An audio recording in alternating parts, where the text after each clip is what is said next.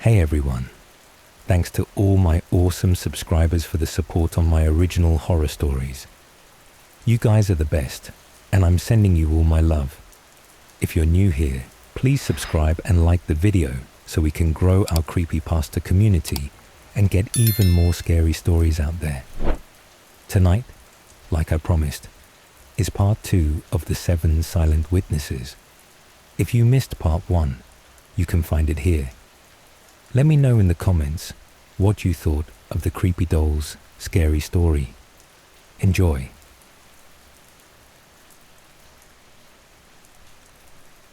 Elizabeth picked up Naomi's photo.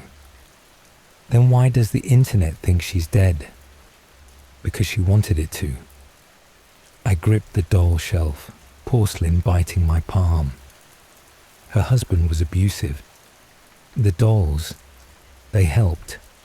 She barked to laugh. Oh, perfect. So you're not a serial killer. You're a fucking vigilante. What's next?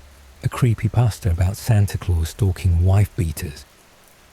They protect people, I said quietly, from the ones who hurt them. By doing what? Haunting them. Yes. The call came at 4:17 a.m. Elizabeth's sister Mia, her voice tinny through the speaker. Get out. Now Naomi Carter. She's my old roommate. She's been in Ohio this whole time. Adrian's lying. I stood in the bedroom doorway, holding a glass of water she hadn't asked for. Elizabeth hung up. You listened. You left your phone on the counter. She backed toward the fire escape, clutching the 8th doll to her chest like a shield. Mia's checking police records. If you... I didn't hurt anyone. I set the water down. The doll's eyes glinted from the living room. But they did. Lacey's ex drowned her cat. The redhead, Maura, her boss locked her in a freezer for laughing at his toupee. The dolls absorb things, dark things. Gran called it balancing the scales. Elizabeth's laugh was shrill. So they're what? Supernatural roach motels. Evil checks in but doesn't check out. Something like that. And the 8th? She shook the unfinished doll. What's my darkness? Forgetting to tip a barista. The shelf creaked. We both turned. The brunette doll lay face down. The blonde's locket hung open, empty. You shouldn't have looked, I whispered. Elizabeth stayed. Not because she believed me, not because she trusted me, but because leaving would mean conceding that the horror stories were real, that the world had teeth, and they'd already sunk into her throat. She slept on the couch for a week, a steak knife tucked under her pillow. I'd find her pacing at dawn, muttering to herself like a war correspondent filing a dispatch. Day 7. Subject claims the dolls are spiritual Roombas. Evidence suggests he's either a liar, a lunatic, or both. But on the 8th night, she crawled back into our bed. Her body was rigid, her breath hot against my neck. Tell me about your grandmother, she said. The dolls rattled softly on their shelf. Gran smelled of menthols and mothballs. She lived in a trailer park outside Bangor, where the pines grew so thick they strangled the sun. As a kid, I'd spend summers there while Mum got her head straight, in places with names like Silver Pines and New Dawn. She was a witch, I said, staring at the ceiling. Elizabeth's crow tattoo pressed against my thigh, wings sharp. Not the seductive kind. The kind who traded raccoon pelts for propane and kept a jar of teeth under her sink. Charming. She made the first doll when I was 6, a birthday present. Carved from a storm-felled oak, she'd said, to soak up the rot. That first doll resembled Mom. Same pinched mouth, same cigarette burn on its wrist. When Child Services took me back that September, Mom got clean for 3 months. Coincidence, Elizabeth said. Maybe. The brunette doll clicked its fingers against the mantel. At 3 a.m., she shook me awake. Show me. What? The pact. The porcelain bullshit. Prove it. I led her to the closet. The cedar box sat under a pile of old Fangoria magazines, its lid carved with symbols Gran called alphabet soup for the damned. Inside, 7 locks of hair, each tied with red string. DNA samples. Elizabeth snapped a photo with her phone. Classic Creepypasta starter pack. Their offerings from the women. I lifted Mora's curl, auburn, coarse. The dolls need a connection, something intimate. So you're a stalker and a hair fetishist. They volunteered, she snorted. Right. Hey lady, mind if I turn your trauma into a Barbie? The floorboards creaked. We both turned. The dolls faced the closet, arms raised. Pointing, she made me call Naomi. Put her on speaker, my old iPhone trembling in her grip. One wrong word, she hissed, and I post everything. Reddit loves a real-life horror story. Naomi answered on the 5th ring. Adrian? Jesus, it's 4 a.m. Is he lying? Elizabeth demanded. A pause. Who's this? Did he hurt you? Naomi laughed, a bright, unfettered sound. Adrian, he saved my life. Well, him and, you know, the weird doll thing. Elizabeth's knuckles whitened. Explain. After I left Doug, I kept seeing him. In mirrors, in windows. Then Adrian sent me that doll. Told me to keep it close. Doug stopped coming. Convenient. Check the date. Naomi's voice hardened. Doug O'Hara died in a house fire, October 14, 2021. Same night I burned the doll. The line went dead. Elizabeth dropped the phone. You told her to kill him. I told her to protect herself. With magic. With whatever works. She laughed then, wild and unhinged. This isn't a creepypasta, Adrian. You don't get to Slender Man your way out of this. But when I reached for her, she didn't pull away. The dolls let us sleep together. I think that's what broke her. Not the moving, not the whispers, but the normalcy.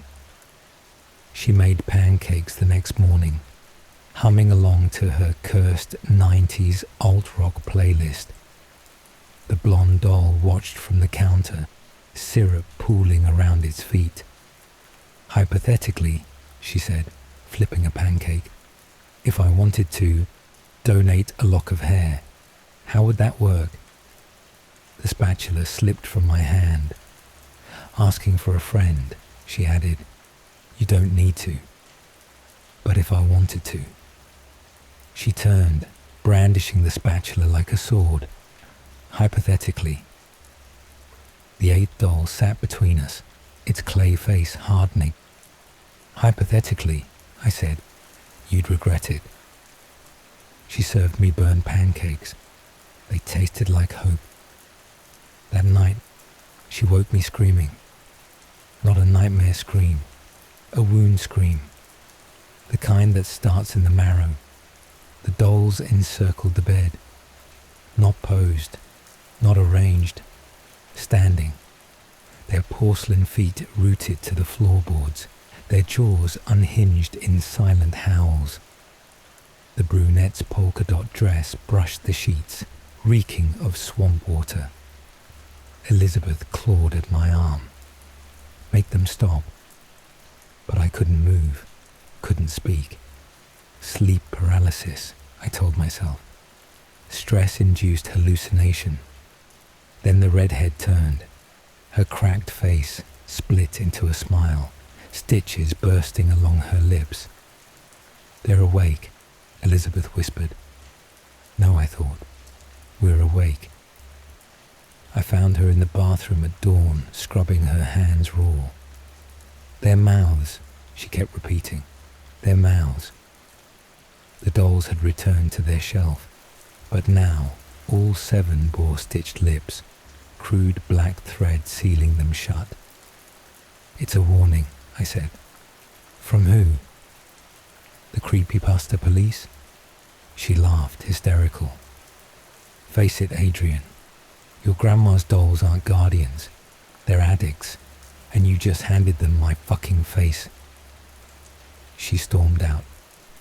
The 8th doll waited on the toilet lid, limbs now fully formed. The sleepwalking started that night.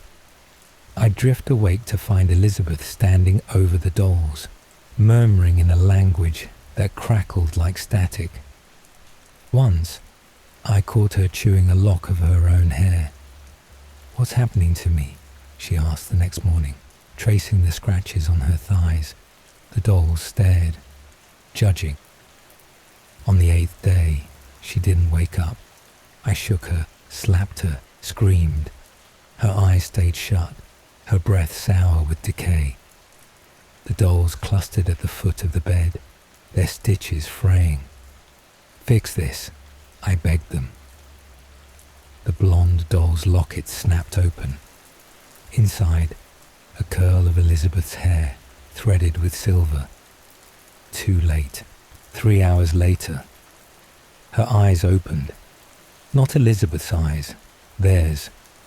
All 7 dolls' glass irises reflected in her stare. Amber, slate, hazel. She rose from the bed with marionette jerks, back arching at angles bones shouldn't allow. Elizabeth, her head rotated. The crack of cervical vertebrae echoed like gunfire. "Shh."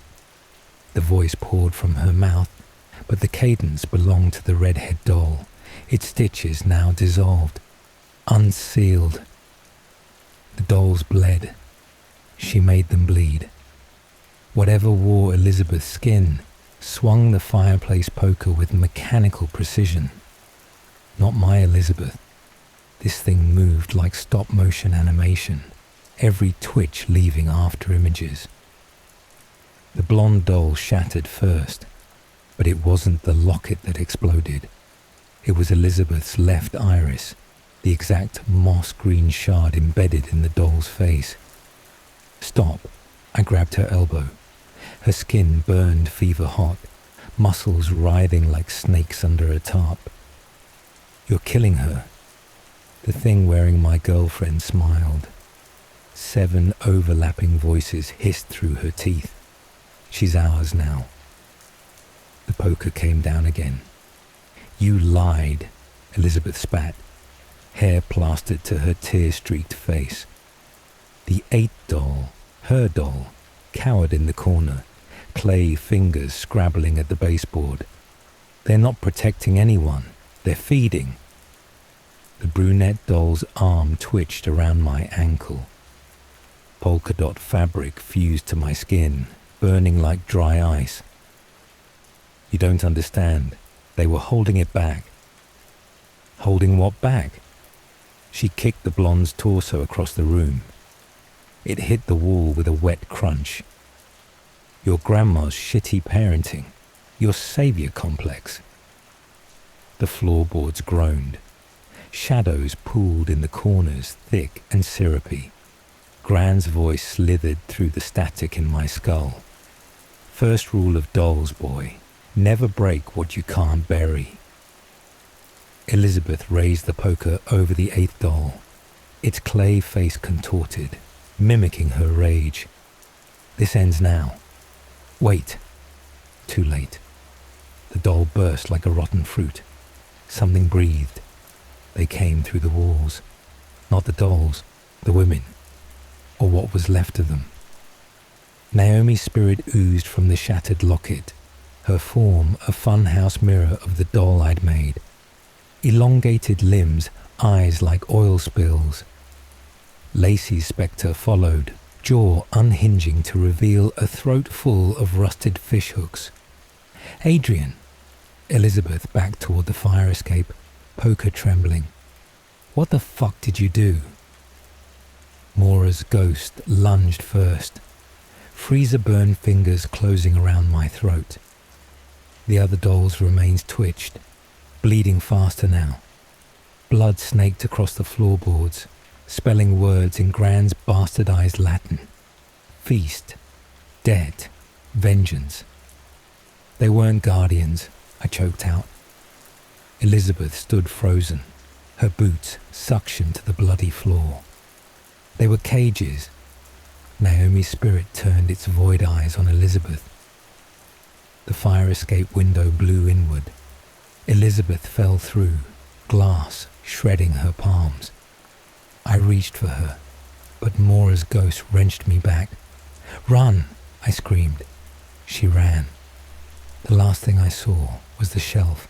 The dolls, no, the hollows where the dolls had been, yawned like open graves. Porcelain hands erupted from the void, cold and familiar. Gran's hands. "Time to balance the scales, boy." They pulled me in.